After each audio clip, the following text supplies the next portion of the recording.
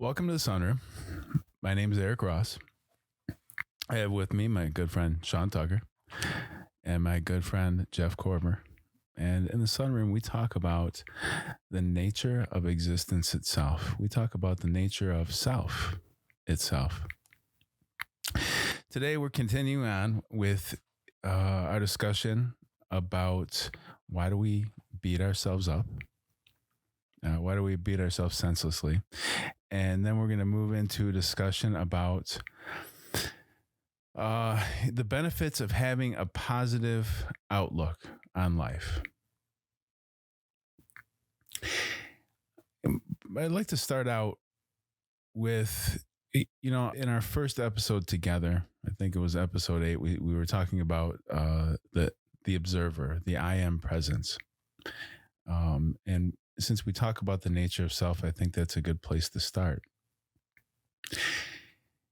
Is that when we let go of all of the things that we identify as self, our thoughts, our emotions, our possessions, our relationships, our titles, our age, our gender, everything that we identify as being the self, and everything that changes in your life.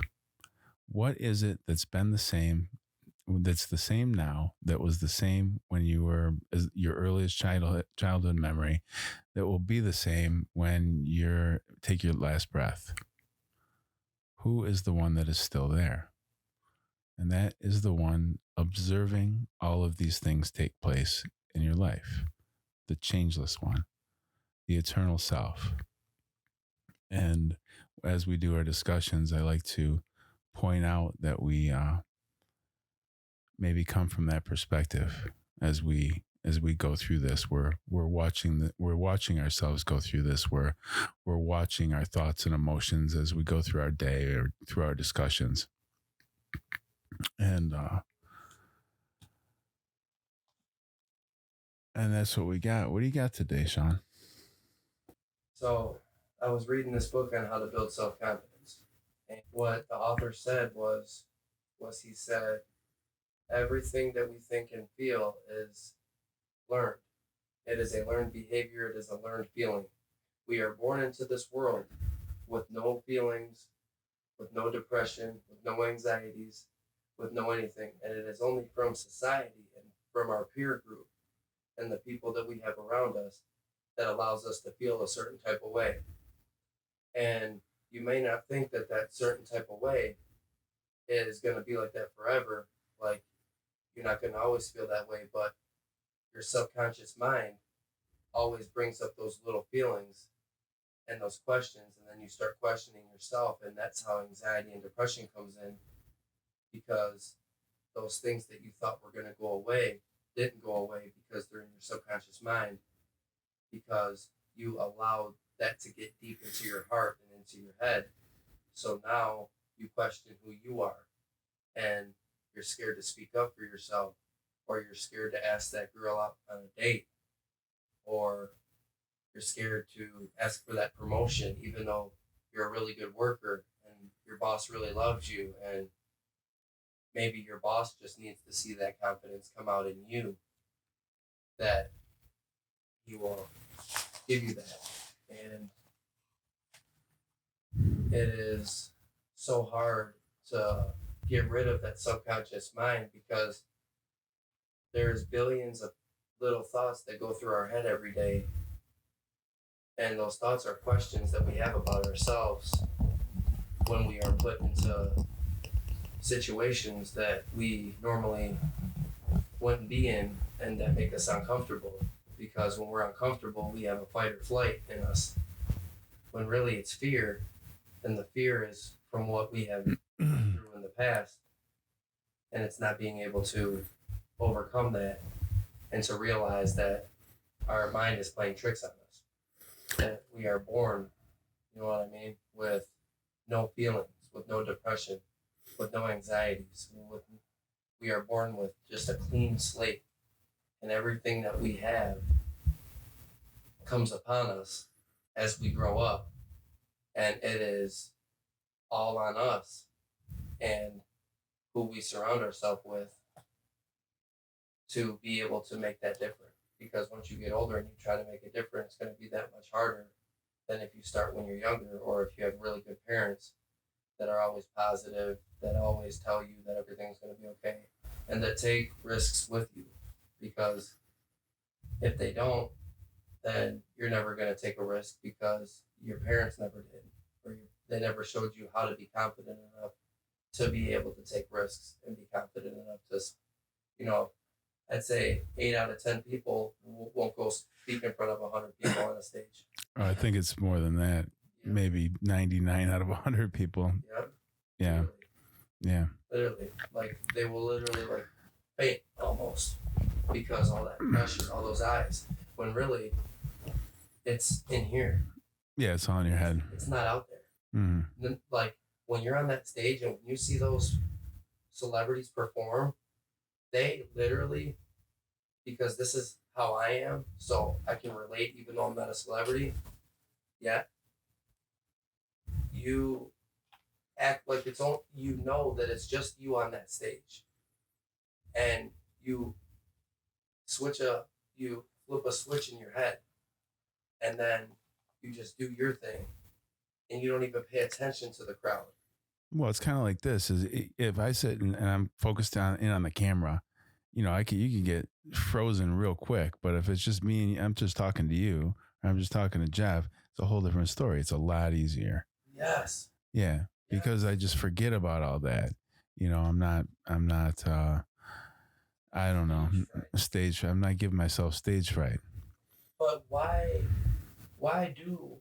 Because stage fright and every other thing that has to do with fear is all in our heads. We talk.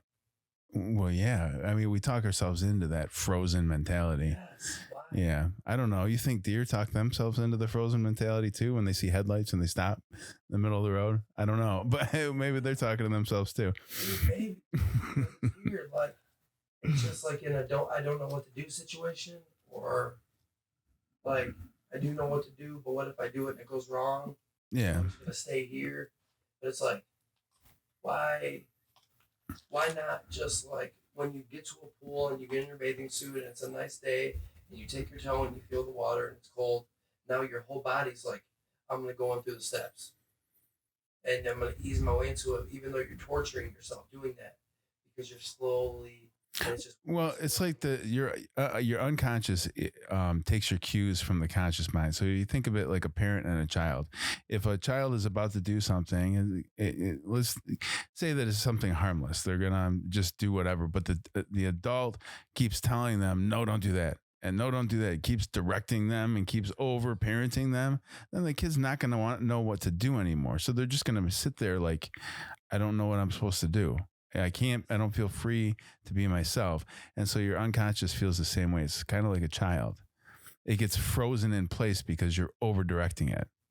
Yes. That's like stage fright. That's like you get yourself scared. It's the same thing when you're going to go talk to somebody new, or you go to a social situation and it's hard to talk to people. You get in your head and you over direct yourself. And then all of a sudden you don't know how to act natural anymore. Or just be yourself, or, you don't even know what to do anymore because you're over directing. Yeah. And like, what would be a way to change that if you already recognize you have the number, I've gone through a million strategies of ways to combat that. I'm going to say that the best two ways are, what do you say, recycling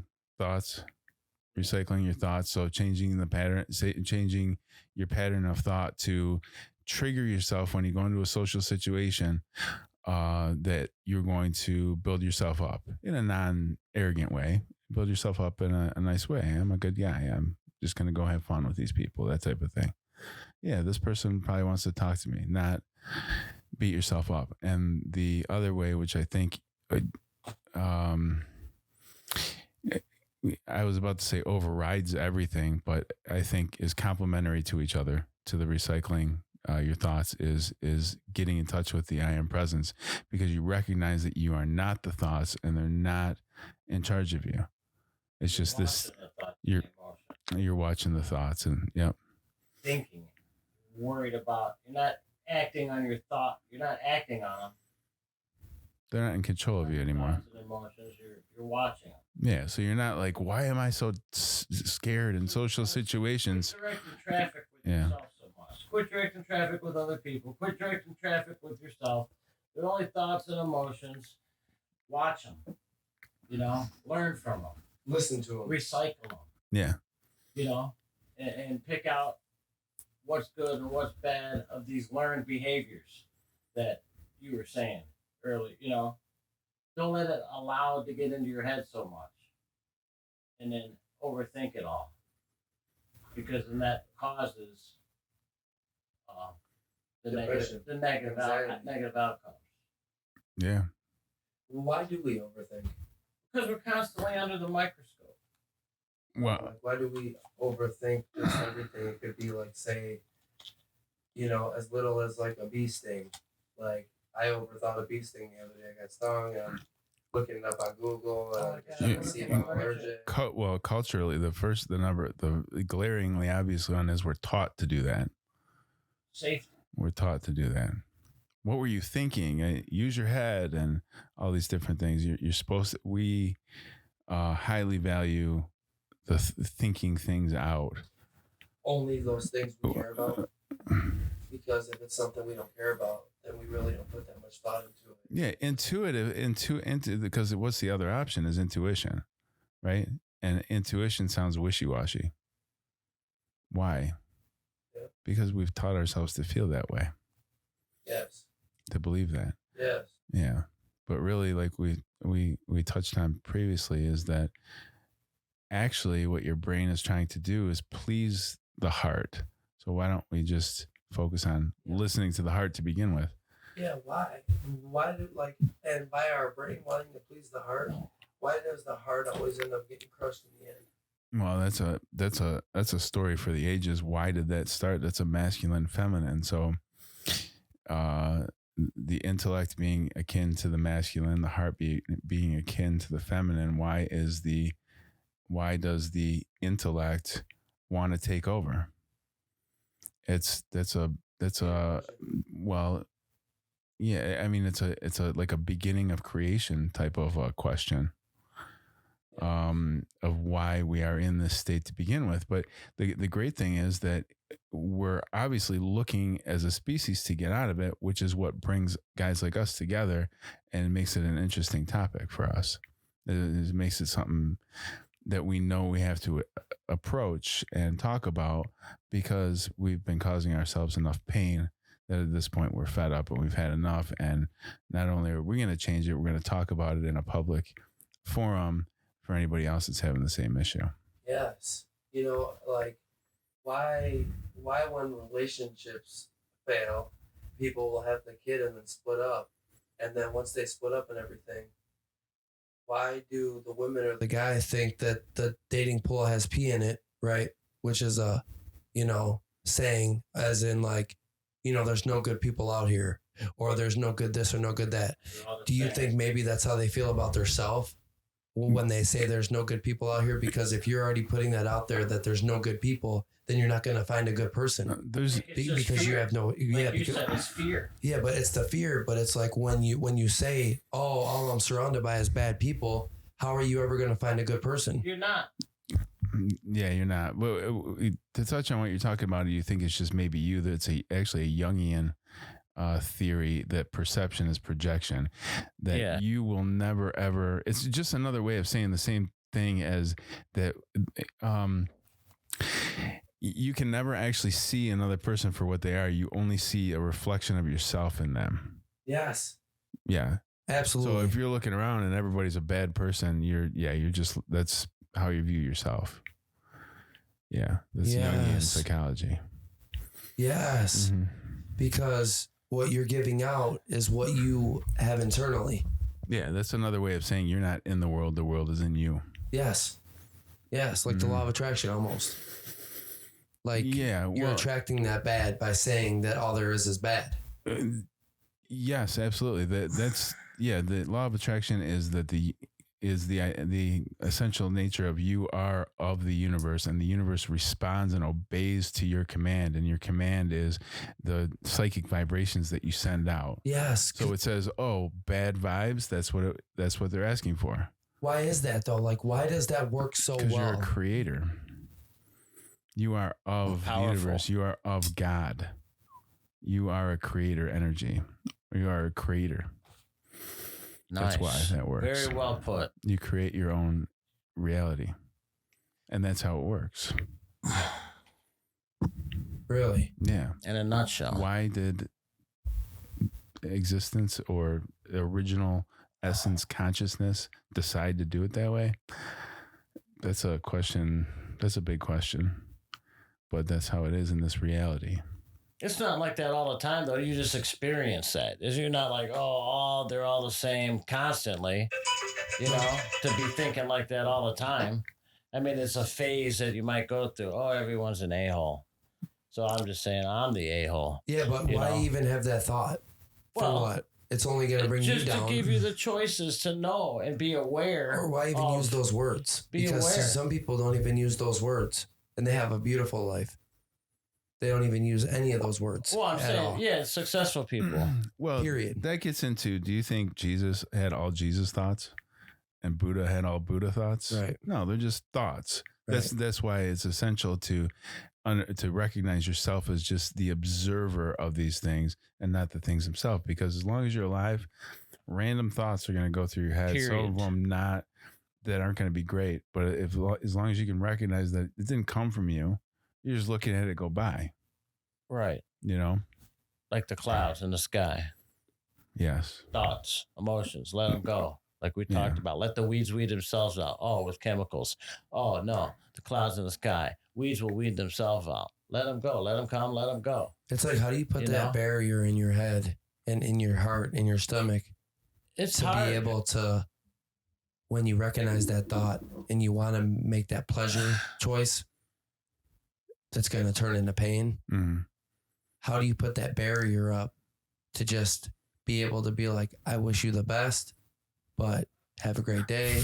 First thing I would say right now is that to recognize that you're not alone. This is what everybody's going through.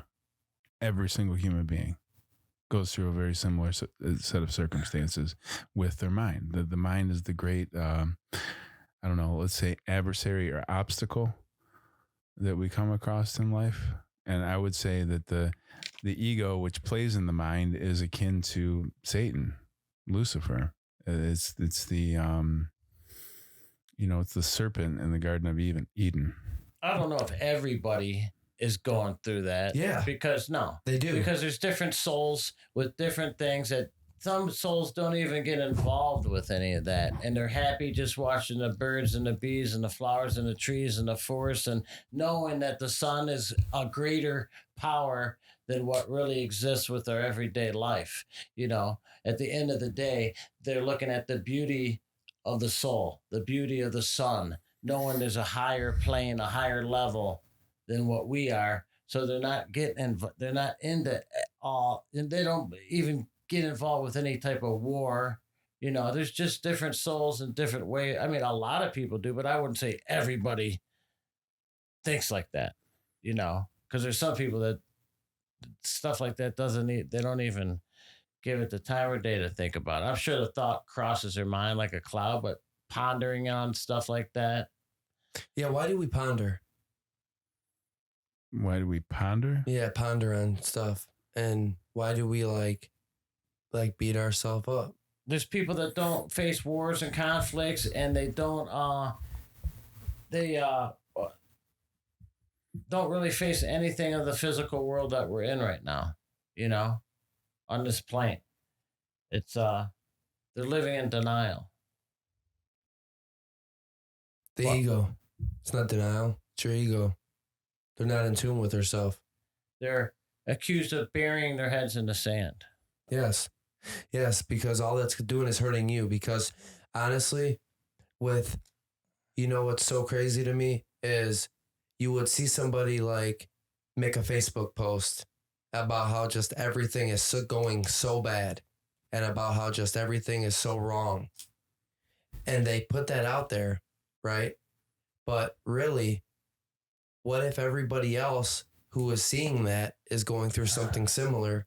Like Eric says, everybody else in their area, and that, like, it's like, you're not going to get any help by saying he's a piece of crap, he's a piece of crap, he's a piece of crap. You need to be grateful that the universe is putting those types of people in your life so you know who to stay away from, or if you are that good of a person, you can reach out and help them and you can make them become a better person. Right. Because it's not about saying that this person's a piece of crap. Sure. It's about saying, hey, if you want to, get better, I'm here for you. But if you don't, right. Just don't over. I wish you the best. Right. But the offer's on the table. The offer's on the table, but until I see some initiative where you want to get better, then we're going to have to take a break. But I'll always have love for you. You know what I mean? Does that make sense? Yeah. Like, well, yeah. Instead of like having that person around and then being like, oh man, they're a piece of crap, or I don't like how they do this and I don't like how they do that. Like, why don't you just like come to an agreement with one another? And of course, we're humans, we're going to argue, right? But why argue? Why not just sit down? Because whenever people argue is because one person thinks they know more than the other person, and the other person thinks that that person that knows more is wrong. So that's why there's a misunderstanding. But if they could sit down and be mature, because it's about maturity, and they can be mature enough and have a one-on-one talk about what they don't like about each other and about why they're hurt or feeling the way they are, they could both be at peace with one another. And then, but you never know, that one conversation could change their whole entire life. Sure. Because the subconscious mind is way deeper than the heart. Because the subconscious is those little thoughts that come in our head every single day that we're not even really paying attention to, but they're there and they come to fruition when they need to be in fruition. Like, like you said, that stage fright, like, it'll be all good. But then once you get up on that stage, it's a different subconscious thoughts are you now. Sure. Oh my, what are they thinking? Well, how do I look? Is there a stain on my shirt? Is there this? Are they laughing at me? Are they laughing at me? Are they smiling at me? Yeah. Do they like me? Can they hear me? Do they see me? Are they, And you know what? Am I funny? Am I not funny? Am I serious? Are they getting to the point? Are they understanding me? Are they not understanding me? And it ends up being a fear, like you're saying. Yes. And then it's like, fright. But if everybody likes you, you're doing something wrong. Because everybody's not supposed to like you. Because then that means that you're not really being whoever you decide that you want to be. You are not fulfilling that if you are like everybody likes you. You're like chameleon Diddy. Yes. You're well, yeah, because your that's way fake. Into this. Yes. Yeah.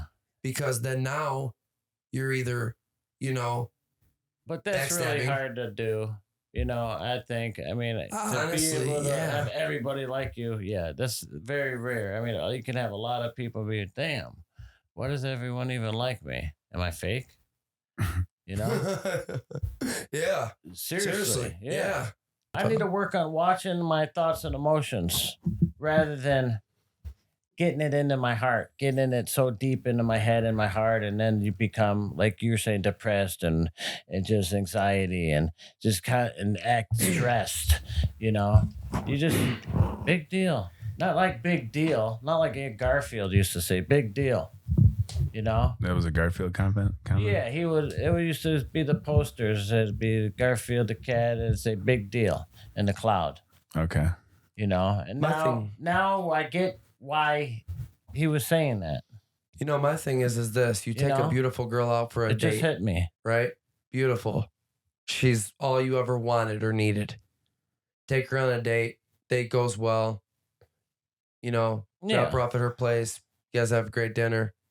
And then... Does she invite you in? Wait, no. Oh. It's not about that. Okay. It's about our beating ourselves up and overthinking. Because what I'm getting to is once you drop her off... And like, damn. Now the overthinking comes in. Where you're like, what if she don't text me back? what if it didn't go as good as I thought it went, but what if she didn't think it went as good? What if Why she do we doesn't even have Why those do I thoughts? like her so much? Yeah, Does why she do I like like me? her? Why am I interested? Why did I spend my evening with her? Yeah. Why do I feel like she's the one? A lot of people will. Should I get mad because she didn't offer to pay? Yeah, no. I mean, just all these thoughts are running through your head. Yeah, and then what it is like, and then when she don't, respond to you or message you back, you're like, I would have made, man, I wish I could have made her pay half for that meal, dude. She should have paid for it.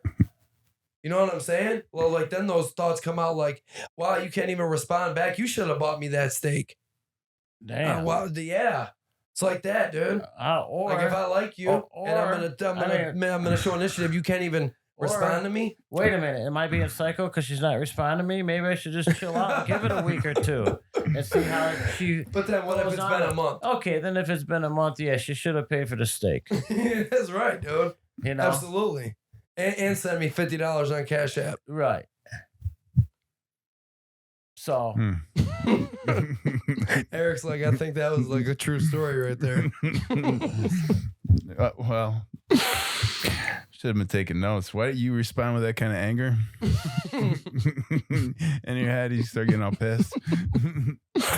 Well, what it is, dude, it's like, I'm such a genuine and nice person that when I feel like I put my heart into something and I feel like I almost just like get pushed over, like I don't matter, I start having those thoughts in my head. Well, do you push yourself over? Yes. Like to begin with, and then you get pissed as a defensive mechanism afterwards because you feel like you crushed yourself to take care of this person, and then they didn't take care of you back. So now you're in defensive, aggressive mode. Yes. Yeah. Yeah, because it's like, dude, I would have never did those things to you. Well, take care of yourself first.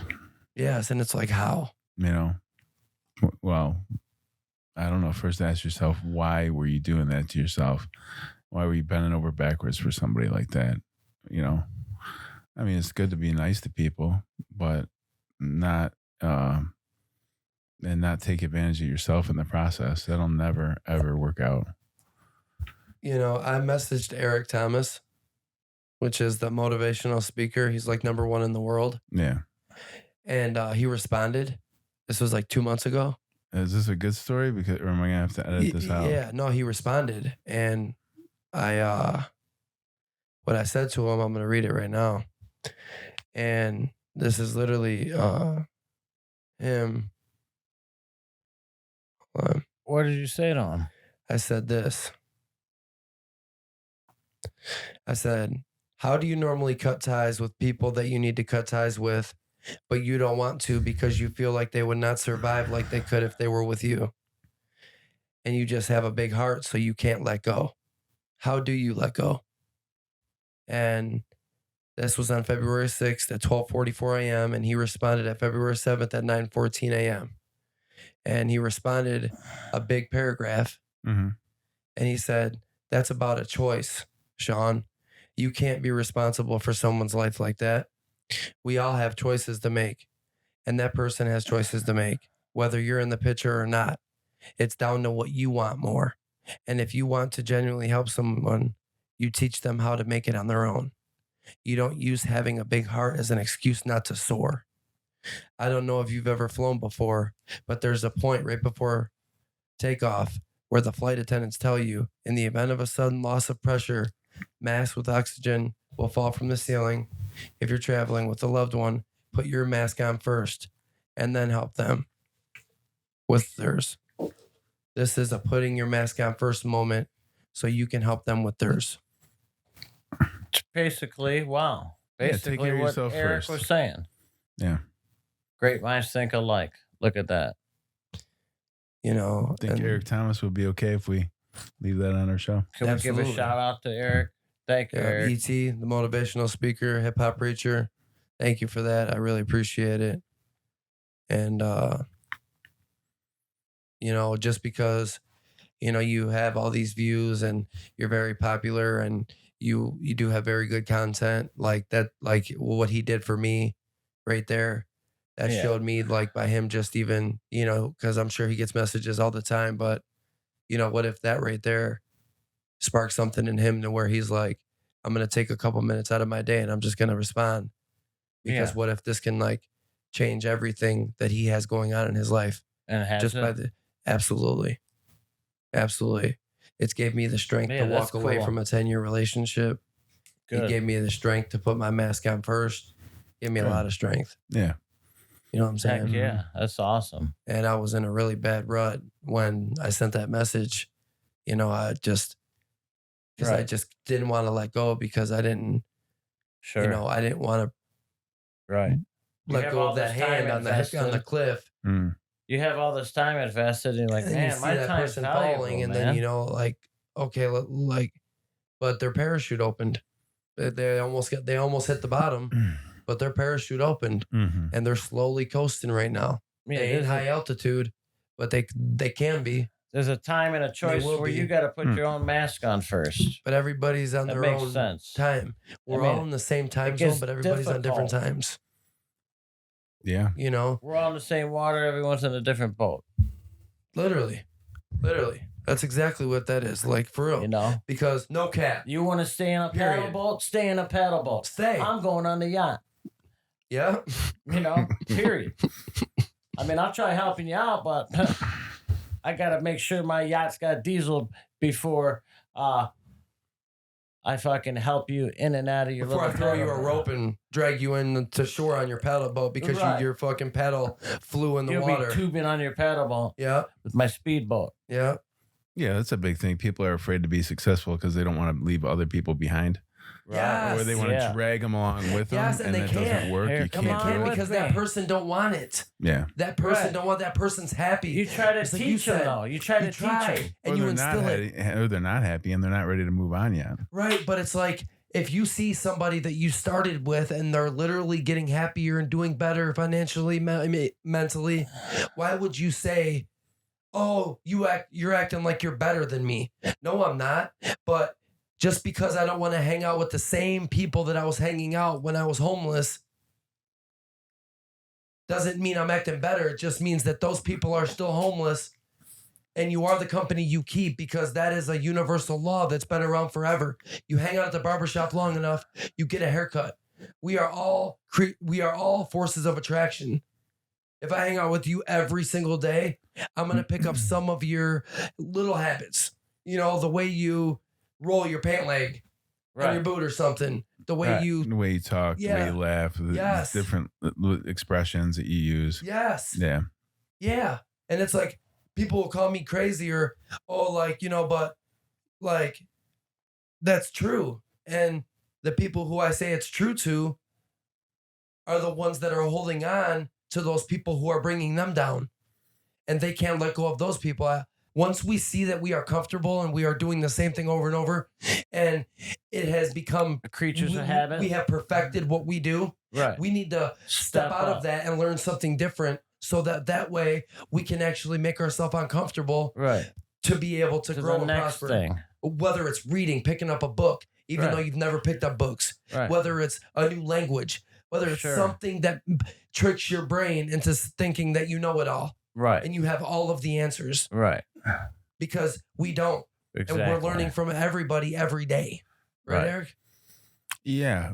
What's coming to mind for me right now, on top of the getting out of the comfort zone, which I really like, is something Jeff was talking about I've been on my mind for weeks now, about you got to learn to use the shovel before you can use the rake. And it just applies to so many different things. We were talking about, specifically, it had to do with being on a construction site. Is that when you first come in, you're a new guy in a site, you need to be able to learn to use a shovel before, you want to start doing all the technical stuff that people have been doing for years, that have been there for years, are doing. But you got to learn to use a shovel before you move on to the next thing. Jeff was talking about, specifically, we were grading out a yard, and guys want to grab a rake when there's a big pile there and start raking it smooth when it's too much. When there's too much dirt there or not enough dirt there. You got to throw but it applies to other things. Is that and what I'm talking about here specifically is that it applies to what it applies to here is that no matter what situation you're in, if you don't feel good about it, this is a little bit off what you're saying, but if you don't feel good about the situation you're in and you get this anxiety about how terrible your life is, it can keep you stuck in that situation. Once you uh, learn Yes. that using the shovel, once you master using the shovel and you're good, you're like, I'll shovel all day. I'll shovel all year. I'll shovel for the rest of my damn life. I don't care. That's when you're ready to move on to the next Yes. thing. Yeah.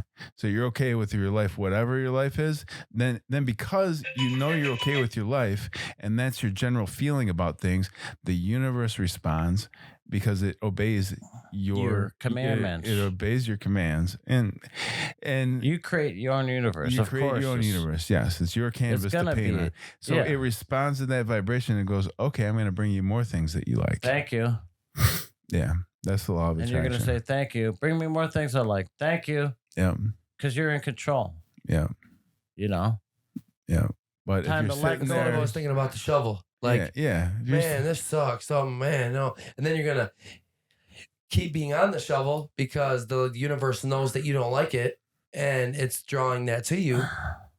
Or you're going to keep, essentially, you're never going to get, never going to get, you're never going to get past it. Yeah, it's always going to be something. It's always going to be. Oh man, this sucks. I got to do this right now. That's going to be your general feeling about everything.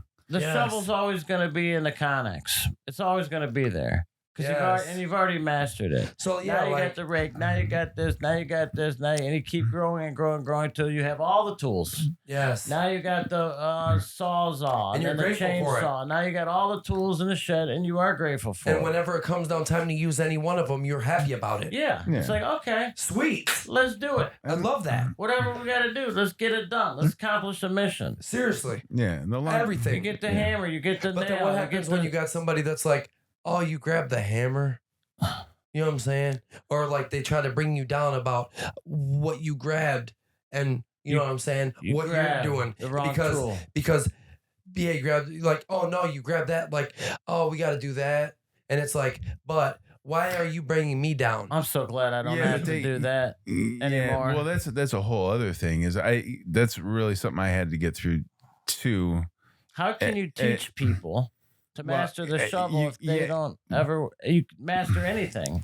If they're not willing to even learn. Be grateful for the shovel. No matter how far you advance, there's going to be people, especially the more you advance, there's going to be people around you that are nowhere near your level in anything in life. Yes. Yeah. So there's always going to be people that are going to want to bring the attitude down or not know how to do stuff. Haters. Or Lazies. And then the key becomes that I found this great attitude, but we don't live in a cave. We're talking about stuff that to be able to do this, you had to be like a monk away from society because the energy was so dense in the past. But now we're trying to do these things and be out in society, get to this higher level of vibration with our ideas and concepts and perceptions, but still you have to deal with things on a day-to-day basis, not just be sitting next to a river and a stream and a cave meditating all day. Just walking your dog in the park playing frisbee. Yeah, so that becomes the trick, is that how do you talk like these people Jeff's talking about, is no matter what's going on around you, you see this beauty. You see the beauty in life. Yeah. You got to see. You're just thankful for being here. Yeah. To live. And that's what everybody, like, that's the problem I'm having right now is everybody I encounter is they always say, bro, why are you always so happy about everything? No. Literally. Why? Why are you happy about having to scoop that 3 yards of 21 AA from here to there? Why? And I go, you want to know why? Because I'm taking care of my family. That's why. I'm not thinking about the task. I'm thinking about what I'm here to do as a man. Is that microphone falling down on you? No, I just okay. All right. Got you. Okay. You know what I'm saying? Like, I said that example, like, you know what? The bar's already been set. Oh, we take our time. We do this. I said, you know what? What if I bang this out? Oh, well, then we'd run out of work and probably get sent home. I go, no. I go, what? Really? There's always something to do. Right. Something that we can stay busy for always. Because if the plans change every day, There's always going to be something we can do. Oh, well, Right. normally when we get put on a task, all we got to do is, make that last us the whole day. Why? Why be lazy? And Why if- show other people that this is who you are as a person? Nobody tells me to do nothing. I'm not gonna do nothing. Literally, because what? What are you gonna stay this way for the rest of your life and then complain about why you're broke or why you don't have a house or why you don't have a nice car and then you look at all the people that do and then you judge them and say must be nice? What do you mean it must be nice? Look at what the person who has all that wearing a 50-pound weight vest. Yeah, sure. Yeah, why is he doing that? Because he wants more. He wants more than he already has. Right. So he put himself through more pressure, through more everything mentally, through more strain. You ever heard of David Goggins? Mm-mm. Navy SEAL, like 300 pounds. Walked into the recruiter's office, told the recruiter, I want to be a Navy SEAL. They laughed at him. They said, listen, if you can lose 200 pounds in a month and a half, we'll make you a Navy SEAL. Mm-hmm. He ran 100 miles a day, every day, and lost all that weight and literally was underweight when they reweighed him.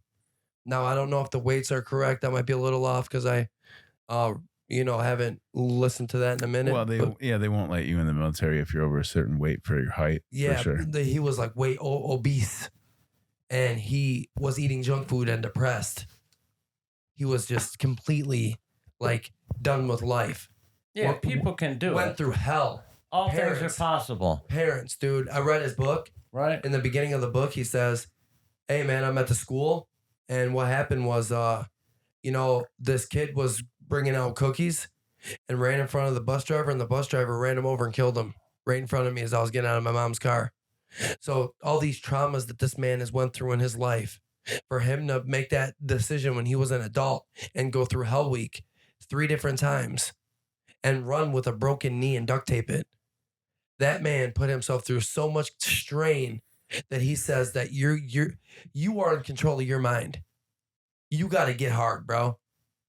I can't make you get hard. You have to tell yourself you've had enough and you have to push through every ounce of pain and trauma. And you can't use that as an excuse and a scapegoat. My parents were poor, so I'm poor. Bill Gates, if you're born in this world, if you're born poor, that's not your fault. But if you die poor, that's your fault, bro. It's not my fault. Right. As you get older, you realize what you want. You see what you want. So you want to drag these people along with you because you have a good heart or you care about them or No. you're friends with them. No, But there's a point where you have to let them go. literally. How do you do that? Take the axe and chop their hand off when they're holding on to you so hard. Grab your sword and just wham. Block them. Nope. Yeah. Block them. Cut them off. If you're on a cliff and you're holding them, like you've seen in the movies where, oh, please save me. And then After you were just fighting them. yeah, like Simba and Lion King. Boom. Drop you. Rain the fire. See ya. Because you know what? It's a dog-eat-dog world, bro. What it is, people want what they want. And you know what I'm saying? That's that. Like, once somebody has their mind made up about something, it's over with. Whether it's good or bad, whether it's male or female. Once you make your mind up that you want something and you are persistent and you have confidence, there's nothing stopping you. Nothing. You can have whatever you want. Because if you can see it, Can you trust people? it's not about trust. It's about, can you trust yourself? It ain't about people. It's about what you want. Because all the people do is, if they are in your life, they are contributing to what is in your path. So if you are going down a path of destruction, you are encountering people that are on a path of destruction as well, whether it's mentally, financially, physically, emotionally.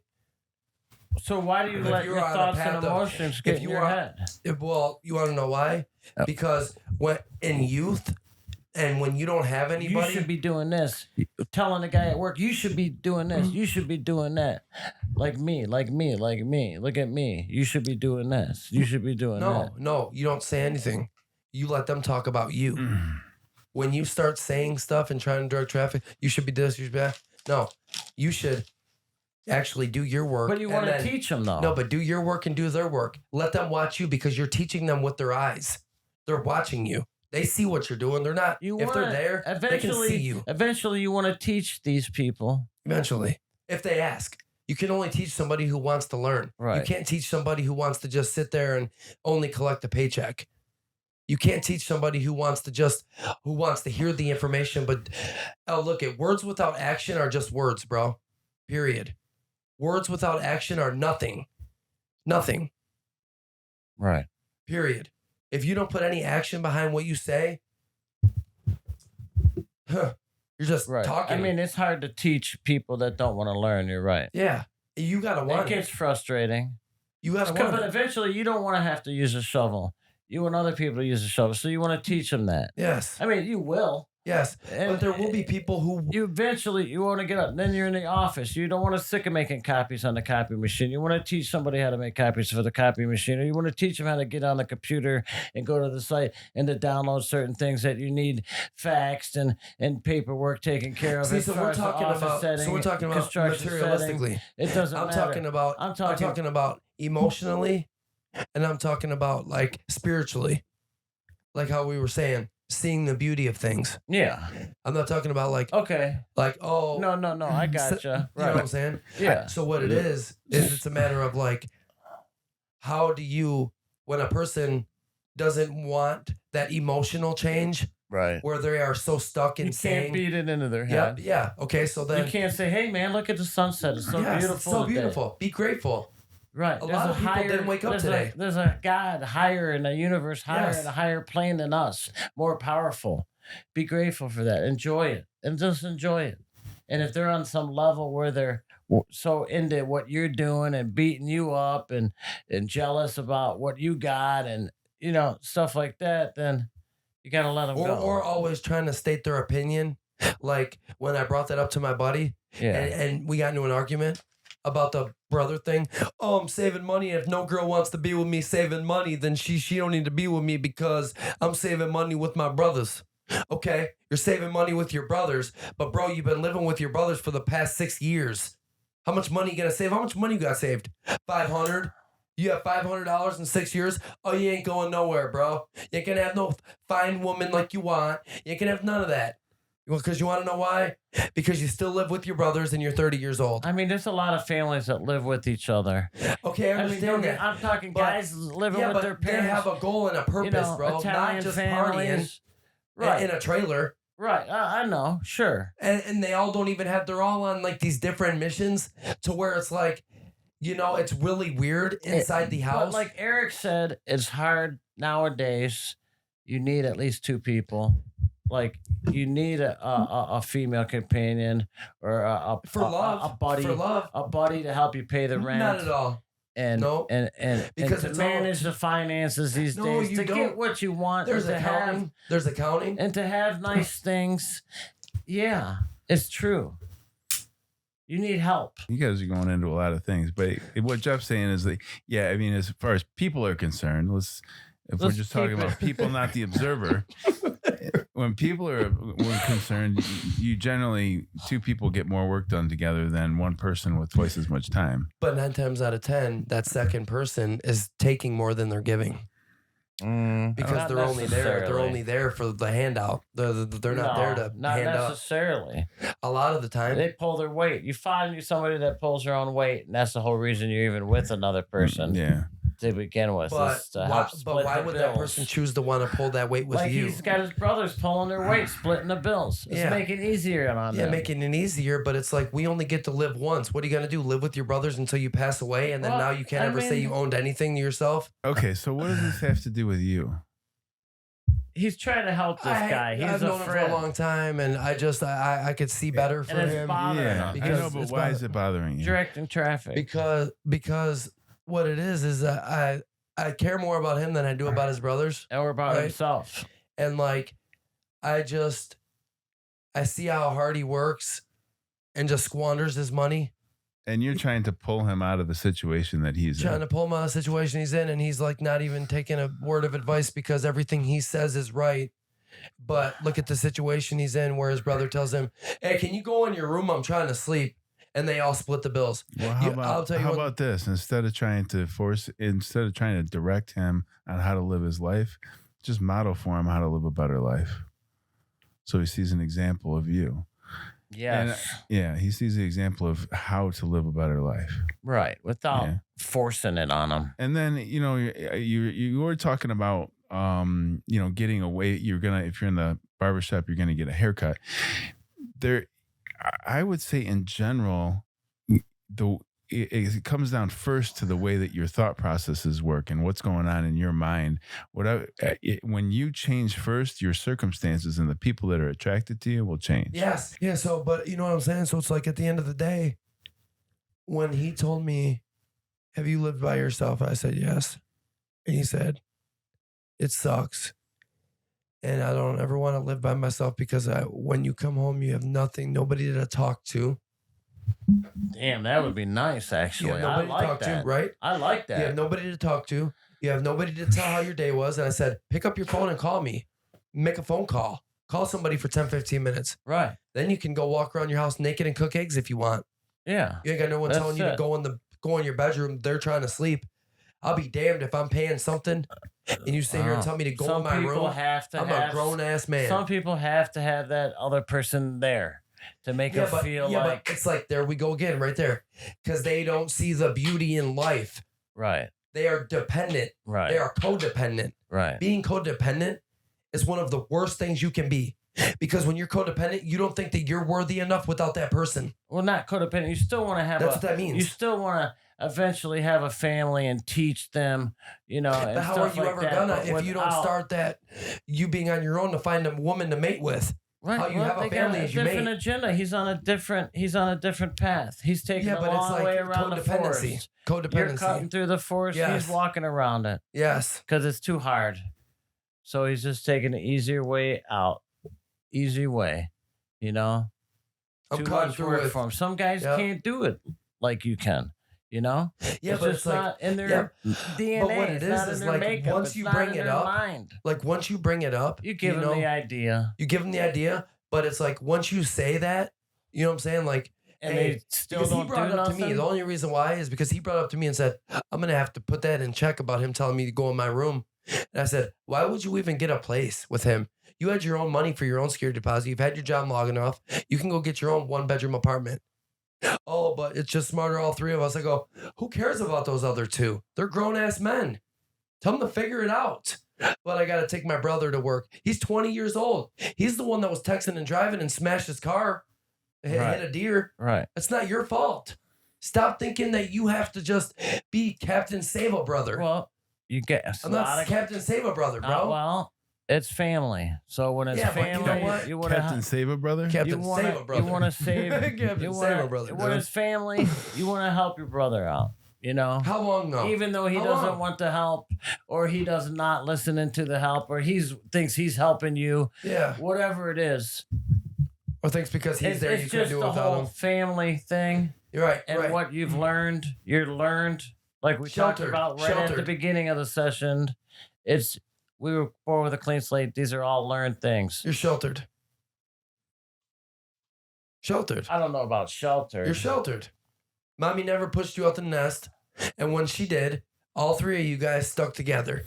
Kind of like ducks. You ever seen ducks cross the road? It's possible. Maybe And there the one wasn't a mom dog goes father. back I and mean, gets the lost one? there's many variables. So I don't know why it is the way it is, but In general, I don't think that any one person can know what's best for another person. Unless that person is like mentally incapacitated or just Yes. yeah, maybe they're mentally or handicapped. it's a child, Yes. you're just trying to keep them safe. But Yeah, maybe in he's general, small. if you're talking about an adult to an adult, even with my children, I had to get over the fact that I thought that I knew what was better for them than they do. There's so many things that I can't see about their life and what's going on for them that I don't know what's best for them. At a certain point, like, Right. I think that you should be doing this with your life. Well, there's a lot of things that I can't see. You can tell that you can remember that with your own parents. Like your parents might be telling you what you should be doing You with should your be life. going to college. But that didn't work for you. That's not something that would work for, how your mind works or what you want to be doing or, or where you are in your development. with things or what you need right now. You know, maybe there's of course there's I don't know. There's a lot of different things there, but I know we gotta wrap up soon. But I did want to get back to the fact that you were talking about how do we differentiate and kind of sort of separate ourselves from the mind sort of digging its claws in. Yeah. And I would say that definitely it's a pervasive thing, and like Jeff says, not everybody has the same problem, and I would say that that's probably true. Most there is a lot of people that look at the positive side of life, but the mind itself is part of everyone's life. Sure. Yeah, and so it is something that we all have to deal with, or all work with rather, and all learn to work with. Absolutely. And but to get to separate yourself from the mind, I'm going to tell you that you find that observer. Who is the one listening to the words that are coming out of my mouth right now? You hear the vibrations come through the air to your ears, and then your brain sort of translates part of your brain it is and listening? your brain translating it and recording it. But who is the one? Well, your brain changes itself out every 7 years, right? All the cells in your body change every 7 years. But there's somebody there observing the words that's never changed. Who and where is that? Who is the one looking at me, looking at the microphone, looking at all the different things in your view? Who's the one remembering whatever it is you're remembering right now, or feeling whatever, or observing the thoughts? These are good questions. Yeah. So when you begin spending time with that, the more time you spend with it, the more you'll recognize that you aren't these things. So you'll get glimpses. Oh, wait a minute. I am. You'll get a better intuition and a better feeling for who you truly are, the eternal self. You start to make contact with it. You'll start to get a feeling for yourself of who you actually are, and these things will naturally fall away because you'll recognize that, wait a minute, this ain't me. I've been holding on to this garbage all this time, and this isn't me. I'm not going to do this anymore. I want to stick with, I want to be me. I want to recognize and identify with the actual self. And in the meantime, you can focus on what's important in life, because that's where you have the power to focus on the positive things in life. And because, you create your reality, you put out that vibration, and that's what will come back to you, is whatever you put out.